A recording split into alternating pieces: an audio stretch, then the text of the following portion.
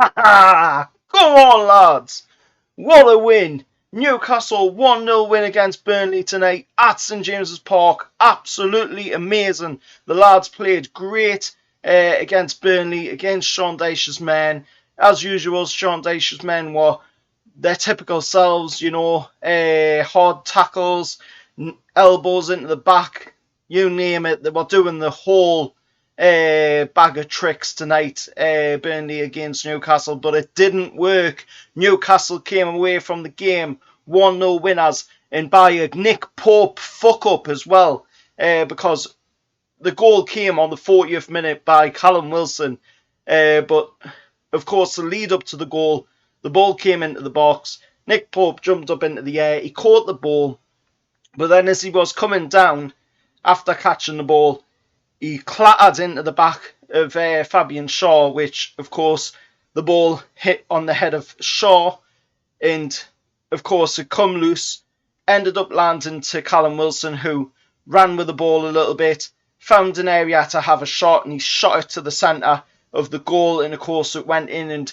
of course, the rest, as they say, is history. Newcastle pick up our first win of the season, and I've got to say I am absolutely chuffed to bits out. We finally got the win on the board. We thoroughly deserved it tonight. The lads played amazing. There was so many good performances in there again, and you can see, what Eddie Howe's doing on the training ground is starting to show, with the way we are performing against the teams that we've played recently. We were very unlucky in the game against Norwich to come away from that one with only a point. We really put in a good effort in that game. And tonight, we got a point against Burnley, which we thoroughly deserved. If we look at the league table up on screen now, that now takes Newcastle to 19th place in the league. Of course, there is still Watford to play against Man City at night at 5:30. And then, of course, there is the games as well tomorrow of course, Norwich taking on Tottenham at the Tottenham Hotspur Stadium.